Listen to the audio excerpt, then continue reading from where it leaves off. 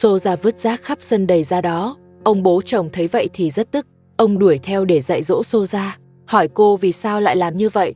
Xô ra nói, cô cũng không muốn vứt rác bừa bãi đâu, chỉ là lúc nãy cô lên cơn thôi, cô không kiểm soát được. Ông bố chồng nghe xong, tức đến mức muốn ngớ người. Ông nói Xô ra lấy chuyện lên cơn làm cớ, cố tình vứt rác khắp sân để gây chuyện. Ông bắt cô dọn ngay, nhưng Xô ra không chịu dọn. Cô bắt Nasima phải dọn sân. Nasima tất nhiên không đồng ý. Hai người lại cãi nhau. Con trai lớn thấy sân đầy rác cũng rất bực. Anh cũng ra tay dạy dỗ Xô ra, bắt cô dọn rác đi. Xô ra nói cô chỉ biết vứt chứ không dọn, ai khó chịu thì tự đi mà dọn. Câu đó của Xô ra làm mọi người càng tức hơn. Ai cũng lao vào dạy dỗ cô. Con trai lớn còn chồng lớp xe lên cổ cô. Xô ra la hét không ngừng. Cô nói con trai lớn đang bắt nạt cô. Cô cũng không muốn vứt rác đầy sân đâu, chỉ là lúc nãy cô lên cơn thôi, cô không tự kiểm soát được. Con trai lớn nói, Xô ra đang lấy chuyện có bệnh làm cái cớ, để cố tình gây rối cả nhà. Nếu bây giờ cô đã tỉnh rồi, thì tự dọn hết rác dưới đất đi, dọn xong thì sẽ bỏ qua, không tính chuyện này nữa. Con trai lớn còn đưa chổi cho cô, bảo cô dọn ngay, nhưng Xô ra lại ném chổi về phía anh. Cô nhất quyết không dọn. Cô nói hai bé song sinh đói rồi, cô phải đi chăm hai bé. Bắt con trai lớn với Nasima dọn cho cô. Con trai lớn tức quá lại dạy dỗ cô thêm. Xô ra đúng kiểu lười lợm, suốt ngày kiếm chuyện làm cả nhà mệt mỏi. Nasima hỏi cô nói lúc nãy lên cơn nên mới vứt rác khắp nơi, sao giờ lại tự nhiên tỉnh rồi? Xô ra nói, cô cũng không biết sao lại tự nhiên hết. Con trai lớn nói Xô ra chỉ đang giả bệnh, cố tình gây chuyện trong nhà. Xô ra nói cô không hề giả bệnh, cô cũng không biết sao mình hết cơn. Con trai lớn nói, nếu giờ cô ổn rồi thì tự dọn dưới đất đi. Xô ra chỉ tay vào anh, nói nếu bắt cô dọn, cô có thể lại lên cơn đó. Con trai lớn tức đến mức muốn ra tay, nhưng cuối cùng vẫn dừng lại, vì sợ cô lại giở trò giả bệnh. Nhưng ông bố chồng không chiều cô. Ông hỏi cô bây giờ còn lên cơn không, nếu còn thì ông sẽ dạy dỗ tiếp. Xô ra sợ ông bố chồng xử lý mình, nên nói bây giờ cô không lên cơn, nhưng lúc nãy lên cơn, cô đã mệt rã rời rồi. Giờ cô không còn sức để dọn nữa, muốn dọn thì họ tự dọn đi. Con trai lớn tức quá ném cái túi vào cô. Xô ra cầm túi lên, rồi lại đổ hết rác ra đất thêm lần nữa. Xô ra đúng là đáng bị dạy dỗ. Xô ra lại tiếp tục giả ngơ giả điên. Cô vứt hết rác trong nhà ra sân. Con trai lớn biết cô cố tình, nhưng lại không có bằng chứng cô giả điên, chỉ còn cách dạy dỗ để xả bực. Bị xử lý mà Xô ra vẫn kêu oan. Cô nói cô không cố ý vứt rác ra sân đâu, cô chỉ là lên cơn thôi, cô không thể tự kiểm soát nên mới làm vậy. Càng nói như vậy, mọi người càng tức hơn, ai cũng lao vào dạy dỗ cô. Bị dồn quá, Xô ra cũng phản kháng lại. Xô ra nói với con trai lớn, cô bị như vậy là do anh gây ra, vì anh không cho cô căn nhà thuộc về cô, nên cô mới trở nên bất thường như vậy. Ông bố chồng nghe không nổi nữa. Con trai lớn nói, đầu óc cô lúc nào cũng chỉ nghĩ đến căn nhà, không thể vì không có nhà mà ngày nào cũng gây chuyện như vậy được. Xô ra nói, nếu không có được nhà thì cô có thể lên cơn bất cứ lúc nào. Cô phải về phòng chăm hai bé song sinh, giờ cô lại lên cơn rồi, không rảnh đứng đây cãi vã nữa. Nói xong liền quay vào phòng ngủ. Con trai lớn không cho cô đi, anh nói chỉ khi Xô ra dọn sạch đống rác trong sân thì mới cho cô về chăm song sinh. Xô ra la to, nói sẽ gọi anh cảnh sát tới bắt hết bọn họ. Con trai lớn đưa chổi bắt cô dọn, nhưng cô lại ném chổi xuống đất, rồi chạy thẳng vào phòng ngủ. Con trai lớn tức mà cũng bó tay. Anh nói với Nasima rằng, nếu Xô ra cứ vậy, thì có khi anh cũng phát điên mất. Giờ sân bừa bộn thế này, thôi hai người mình tự dọn vậy. Nasima bảo con trai lớn đưa cô và các con rời đi. Con trai lớn xin Nasima cho anh thêm thời gian. Anh nói anh sẽ xử lý chuyện này ổn thỏa. Anh cũng không muốn sống như thế này nữa. Vừa nói họ vừa dọn sân, chẳng mấy chốc rác trong sân đã được dọn sạch. Lúc này Xô ra lại từ phòng ngủ đi ra. Cô lại bắt đầu hằn học. Cô nói dù mọi người dọn sạch sân rồi thì cô vẫn sẽ làm bẩn lại thôi. Con trai lớn tức quá lại dạy dỗ cô. Xô ra đúng là quá lộng hành, không thể để cô ta ở nhà được nữa. Hôm nay quay phim đến nhà vợ cả, nhưng vẫn không thấy vợ cả đâu. Chỉ có Abu ở nhà trông các con. Người tốt cũng không thấy đâu. Có lẽ cô ấy về chăm bố mình là ông Ali rồi. Abu đang cho bọn trẻ ăn sáng. Anh ta không biết nấu ăn, chỉ đành cầm bánh mì cuốn với dưa lưới cho tụi nhỏ ăn. Nhưng bọn trẻ lại không chịu ăn, chúng đòi ăn trứng chiên. Abu nói, mẹ tụi con không có ở nhà, bố cũng không biết làm, bảo bọn trẻ chờ thêm 2 ngày, đến lúc đó mẹ tụi con sẽ về. Quay phim nghe Abu nhắc đến vợ cả, liền hỏi có phải anh tìm người Bắt vợ cả đi không? Abu nói, vợ cả mất tích không liên quan đến anh ta. Mấy ngày nay anh ta cũng đi tìm cô ấy, nhưng vẫn không có tin tức. Anh ta định ăn xong, sẽ nhờ quay phim trở đi, tìm ở xa hơn một chút. Những lời Abu nói thật hay giả thì khó biết, nhưng nhìn trong nhà có thể thấy, vợ cả có lẽ vẫn chưa quay về. Thảm dưới đất bẩn rồi. Abu cũng không đem đi giặt, chỉ cuộn lại rồi để một bên, chờ vợ cả về giặt. Nếu không phải Abu cho người bắt vợ cả đi, vậy thì còn ai nữa? Người kể cũng thử đoán một chút, có khi nào là do Soja làm không? Mấy chuyện thế này, chỉ khi tìm được vợ cả mới rõ được. Bọn trẻ ăn xong, Abu cũng không rửa bát, anh ta dẫn bọn trẻ ra ngoài, bảo quay phim đưa họ vào thành phố tìm vợ cả. Đến thành phố rồi, Abu dừng xe lại, rồi dẫn bọn trẻ đi quanh các cửa tiệm gần đó, hỏi thăm tin tức của vợ cả. Abu chào hỏi ông chủ cửa tiệm, rồi lấy điện thoại ra cho người ta xem, hỏi có ai từng thấy vợ cả chưa. Ông chủ nhìn qua rồi nói, không hề gặp người mà Abu đang tìm, bảo anh ta đi hỏi chỗ khác. Abu dẫn bọn trẻ tiếp tục tìm, họ đến tiệm sửa xe nhà họ Lý. Khi Abu đang hỏi thăm, con gái út thấy kẹo trên quầy, liền đòi ăn. Ông chủ tốt bụng lấy kẹo cho bé, bảo bé cứ ăn đi. Abu cũng không khách sáo, anh ta còn đưa cho con gái cả một viên, rồi cảm ơn ông chủ. Con trai lớn dẫn Soja đi gặp bác sĩ. Về nhà xong, anh kể lại tình hình cho mọi người. Anh nói bác sĩ đã kiểm tra cho Soja. Bác sĩ bảo tinh thần của Soja đúng là có vấn đề, và dặn Nashima sau này đừng gây chuyện với cô ấy, càng không được chọc giận cô ấy. Nashima nói, vậy chẳng lẽ để cô ấy ra tay làm khó tôi sao? Con trai lớn nói, chỉ cần Soja uống thuốc đúng giờ thì sẽ không lên cơn nữa. Hơn nữa anh cũng đã nói rõ với Soja rồi, sau này cô ấy sẽ không gây chuyện nữa, nên mọi người cứ nhường cô ấy một chút. Nashima nói tốt nhất nên để Soja ở bệnh viện, không nên cho cô ấy về nhà, chờ khi khỏi hẳn rồi hãy về. Con trai lớn nói hiện giờ anh không có nhiều tiền, nếu bắt cô ấy nằm viện thì sau này cuộc sống của họ cũng thành vấn đề. Anh còn bảo Nashima cố gắng hiểu cho anh, chỉ cần Nashima không đụng vào Soja thì Soja cũng sẽ không làm gì cô. Nói với Nashima xong, con trai lớn lại quay sang nói với Soja, anh bảo cô ấy, từ nay việc nhà sẽ không để Soja làm nữa, chỉ cần cô ấy chăm hai bé song sinh là được, chỉ cần Soja không làm khó mọi người thì mọi chuyện đều có thể bàn được. Soja đang uống thuốc trong bếp, cô ấy cũng không trả lời lời con trai lớn, chỉ cầm tờ hướng dẫn thuốc lên đọc, rồi nói, thuốc này khi uống phải lắc đều lên, không biết có thật sự có tác dụng với cô ấy không? Uống thuốc xong, Soja liền cảnh cáo Nashima, bảo sau này tránh xa cô ấy ra, tốt nhất đừng dây vào cô ấy. Nashima nói, đừng có lấy lý do bị bệnh ra, rồi quay sang làm khó tôi, nếu cô dám bắt nạt tôi, thì tôi cũng sẽ phản ứng lại. Con trai lớn nghe họ cãi nhau, liền quay lại bảo họ bình tĩnh, lấy hòa khí làm trọng.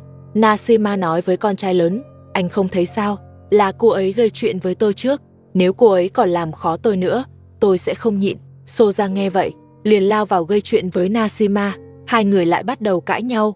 Ông bố chồng đến hỏi Soja, tại sao cô lại gây chuyện nữa, không thể nói chuyện cho đàng hoàng sao? Soja lại vô cớ gây chuyện nữa rồi. Ông bố chồng thấy cô ấy làm khó Nashima, liền bảo Nashima đáp trả lại, được ông bố chồng ủng hộ. Nashima bắt đầu cãi lại Soja. Soja chỉ vào Nashima lớn tiếng, nói Nashima mà cũng dám chống lại cô ta, cẩn thận cô ta sẽ xử. Ông bố chồng nói với Soja, đừng có dựa vào chuyện mình bị bệnh, mà muốn làm gì thì làm trong nhà. Nếu cô làm quá đáng, thì tôi cũng sẽ dạy dỗ cô. Soja thấy ông bố chồng banh Nashima, liền chạy ra ngoài mách con trai lớn, bảo con trai lớn đứng ra phân xử cho cô ta. Con trai lớn đứng ngoài nói với ông bố chồng, anh bảo Soja tinh thần không ổn, nên mong ông đừng chấp nhặt. Ông bố chồng nói với con trai lớn, Soja không phải có vấn đề tinh thần, mà là trong lòng có vấn đề. Cô ta chỉ muốn lợi dụng việc mình bị bệnh để suốt ngày gây chuyện trong nhà, bắt mọi người phải nhường nhịn cô ta. Con trai lớn nói Soja đúng là không khỏe, chính anh là người đưa cô ấy đi khám, chuyện này chắc chắn không sai được. Nashima nói với con trai lớn, cô thấy ông bố chồng nói không sai đâu, Soja chỉ đang lấy cớ không khỏe để suốt ngày gây chuyện với cô, nếu cô ta còn tiếp tục làm khó nữa thì đừng trách cô không nể nang. Con trai lớn kéo Soja từ ngoài vào lại, con trai lớn kéo Soja vào, bắt cô xin lỗi mọi người, nhưng Soja nói mình không sai. Cô còn nói, tôi dựa vào đâu mà phải xin lỗi. Soja kéo Nashima ra sân, định tiếp tục gây sự. Ông bố chồng từ trong phòng khách đi theo ra. Lần này ông nói là làm. Ông không thể chịu nổi nữa, nên lao tới ngăn Soja lại. Soja bị giữ chặt dưới đất, không đứng dậy được. Cô ta la lớn, gọi con trai lớn ra xem, nói ông bố chồng và Nashima đang bắt nạt mình. Ông bố chồng buông tay ra. Ông nói Soja đúng kiểu ác rồi còn la làng. Rõ ràng cô là người ra tay trước. Soja vẫn cố cãi, chính là các người bắt nạt tôi. Cô ta lại tiếp tục lao vào gây sự với Nashima. Nashima hất ngã Soja xuống đất, cảnh cáo cô còn vô lý nữa thì đừng trách tôi sẽ không nhịn nữa. Soja đứng dậy, lén tấn công Nashima một cái, rồi sợ Nashima phản ứng lại nên lập tức chạy mất. Cô ta cứ gào lên gọi con trai lớn. Rõ ràng Soja mới là người gây sự trước, nhưng vẫn cố đổ ngược cho Nashima. Cô ta còn nói Nashima mới là người bắt nạt mình. May mà ông bố chồng đứng cạnh chứng kiến hết nên đã ra mặt banh Nashima. Soja vẫn gào lên bắt con trai lớn đứng về phía mình. Con trai lớn ra tới nơi, anh không tin lời Soja. Anh cũng can thiệp để cô bớt làm loạn. Soja giả yếu trước, rồi bất ngờ quay lại định đánh úp con trai lớn. Nhưng con trai lớn né kịp, không làm được anh. Soja liền chuyển sang nhắm vào Nashima. Cô ta lấy khăn trùm đầu của mình, quàng vào trước ngực Nashima, rồi kéo mạnh liên tục. Con trai lớn thấy vậy liền chạy tới can ngăn, nhưng Soja hoàn toàn không nghe lời. Con trai lớn đành quay đi trước. Ngay lúc Soja đang kéo Nashima định lôi vào kho, con trai lớn cầm dép chạy ra. Anh dùng dép liên tục ngăn Soja lại, nhưng Soja vẫn không chịu dừng. Ông bố chồng cũng từ trong nhà đi ra. Ông trách con trai lớn, sao đến vợ mình mà còn không quản nổi, để ngày nào cũng làm cả nhà náo loạn. Con trai lớn bảo ông cứ yên tâm, kêu ông về nghỉ trước, anh nói mình sẽ giải quyết sớm thôi. Ông bố chồng bỏ đi. Con trai lớn cũng không ngăn nổi Soja nữa, tức quá nên không muốn can thiệp. Anh cũng quay vào nhà. Trong sân chỉ còn lại Soja và Nashima. Thấy không còn ai, Soja lại nảy ra ý đồ xấu. Cô ta lấy áo choàng ra, định trói Nashima thêm lần nữa. Soja trói Nashima xong, lần này không kéo vào kho ngay, mà còn đi một vòng quanh sân. Sau đó cô ta tự vào kho. Trong kho cô ta tìm được ống ga, rồi ném thẳng về phía Nashima. May là cô ta không thực hiện được, vì đúng lúc con trai lớn chạy tới ngăn lại, đẩy Soja ra chỗ khác. Con trai lớn liền quay lại cởi dây cho Nashima, nhưng Soja ở bên kia lại cầm dây từ kho đi ra. Cô ta còn định trói luôn cả con trai lớn. Người như Soja thật sự quá nguy hiểm, không thể giữ lại trong nhà được, ở lại chỉ khiến cả nhà mãi bị liên lụy thôi. Soja càng lúc càng phát điên rồi. Trước tiên cô ta khống chế Nashima, rồi lại tìm cơ hội trói luôn con trai lớn. Con trai lớn cũng thật sự quá sơ ý, anh vậy mà cũng bị Soja khống chế. Con trai lớn vùng vẫy không thoát ra được. Anh liền hướng vào phòng khách, gọi ông bố chồng và bà mẹ chồng, bảo họ mau ra đây giúp một tay. Bà mẹ chồng và ông bố chồng nghe tiếng thì chạy ra ngay. Bà mẹ chồng lao tới đẩy Soja ra. Ông bố chồng nhìn cảnh trước mắt thì vô cùng tức giận. Ông trách con trai lớn quá yếu đuối, sao lại để bị Soja trói như vậy. Con trai lớn bảo ông bố chồng mau cởi trói cho mình, nhưng ông bố chồng đang bực nên chưa chịu tháo ngay. Ông quay sang giúp Nashima trước, còn Soja thì như phát điên thật sự. Cô ta lại lao vào quậy phá ba mẹ chồng, còn định trói luôn cả ba mẹ chồng. Lúc này con trai lớn và Nashima đều đã được thả ra. Họ đứng dậy và kéo Soja ra xa. Con trai lớn cầm dép lên, dạy cho Soja một bài học. Cả nhà cũng suýt nữa để Soja làm tới. Chút nữa là cô ta đã đạt được mục đích. Con trai lớn chỉ dạy cho cô ta vài cái, rồi dừng lại. Nashima chỉ vào con trai lớn, bảo anh đừng dừng lại, phải xử lý cho dứt điểm. Con trai lớn còn lấy cả bình ga ném về phía Soja, nhưng Soja lại né được, thậm chí còn gạt lại. Rõ ràng con trai lớn vẫn chưa quyết liệt, trong lòng anh vẫn không nỡ mạnh tay với Soja. Nhưng Soja chẳng hề biết điều, cô ta đúng là quá ngang ngược. Cô ta còn ném đồ vào con trai lớn, rồi mắng anh không phải người chồng tốt. Tại sao lại không giúp cô ta, mà lại đứng về phía cả nhà để đối đầu với cô ta. Con trai lớn lại mềm lòng, anh kéo Nashima vào trong, không cho cô tiếp tục đuổi Soja. Sau đó con trai lớn cũng kéo Soja vào nhà. Anh cảnh cáo Soja đừng tiếp tục làm loạn nữa, nếu không mọi người sẽ thật sự đuổi cô ta đi. Bà mẹ chồng bảo con trai lớn vào phòng khách, hôm nay nhất định phải đuổi Soja ra khỏi nhà. Nhưng con trai lớn không muốn Soja đi. Anh kéo bà mẹ chồng về phòng khách nghỉ ngơi, không cho mọi người tiếp tục xen vào nữa. Soja biết con trai lớn không nỡ đuổi mình, nên lại tiếp tục gây sự với Nashima. Con trai lớn liền ra tay ngăn lại vài cái, bảo cô ta dừng ngay, đừng làm loạn nữa. Con trai lớn không muốn đuổi Soja đi, nhưng cũng phải có lời giải thích với mọi người, nên anh quyết định nhốt Soja vào kho. Anh nói để cô ta ở trong đó một đêm, ngày mai mới thả ra. Nhưng Soja ở trong kho vẫn không yên, cô ta gào ầm lên, lại còn đòi gọi tới bắt người. Ở phía nhà Abu, anh thấy quay phim tới, nên vội thu dọn quần áo của bọn trẻ, chuẩn bị nhờ quay phim trở đi tiếp, để tiếp tục tìm vợ cả. Abu mang theo hết đồ cần thiết, rồi còn nhìn quanh phòng khách một lượt, thấy không còn gì thiếu nữa. Anh gọi bọn trẻ lên đường, họ lên xe của quay phim. Lần này Abu là người lái xe. Trên đường đi, Abu nói với quay phim, vợ cả đã mất tích nửa tháng rồi. Mấy ngày quay phim không tới, anh vẫn dẫn bọn trẻ đi tìm khắp nơi, đã tìm cả những làng xung quanh, nhưng không có chút manh mối nào. Anh còn gọi cho anh cảnh sát lúc trước, bên đó cũng chưa có tiến triển. Bọn trẻ ngày nào cũng đòi tìm mẹ, nên lần này anh muốn vào vùng núi xa hơn để tìm. Quay phim nói, trước đó, anh từng nghi ngờ Abu là người cho bắt vợ cả đi. Vì vậy, nên anh cũng không quá để tâm chuyện này. Dạo gần đây, anh chỉ quay ở nhà ông bố chồng. Nhưng giờ nhìn lại, có vẻ chuyện vợ cả mất tích không liên quan tới Abu. Quay phim bắt đầu lo cho vợ cả thật sự. Abu nói nếu lên vùng núi vẫn không tìm thấy vợ cả, anh sẽ quay về tìm Soja. Anh muốn hỏi thử xem có phải Soja đứng sau chuyện này không. Abu lại hỏi thăm tình hình ở nhà và xem Soja dạo này cư xử thế nào. Quay phim nói với anh, Soja ở nhà hay gây chuyện lắm. Bác sĩ còn kết luận tinh thần của cô ta có vấn đề. Con trai lớn cũng đã mua thuốc cho cô ta. Giờ mọi người đều muốn đưa cô ta rời khỏi nhà. Họ tiến vào vùng núi, xe không thể chạy sâu vào trong nữa. Abu đành dắt các con đi bộ, vừa đi vừa dò hỏi manh mối. Trong núi chỉ lác đác vài hộ dân sinh sống. Abu tính sơ một tuyến đường để tìm, rồi ghé vào một nhà gần đó. Nhà này không có tường rào hay cổng lớn, chỉ quây tạm bằng lưới sắt xung quanh. Abu thấy trong đó có người. Anh mở lưới sắt rồi chào hỏi bà con, sau đó nói rõ lý do mình tới đây. Anh lấy điện thoại ra, hỏi người dân về tin tức của vợ cả, hỏi xem họ có từng gặp cô ấy không. Người dân nói với anh, khu này hiếm khi có người lạ tới, nên họ chưa từng thấy người trong ảnh.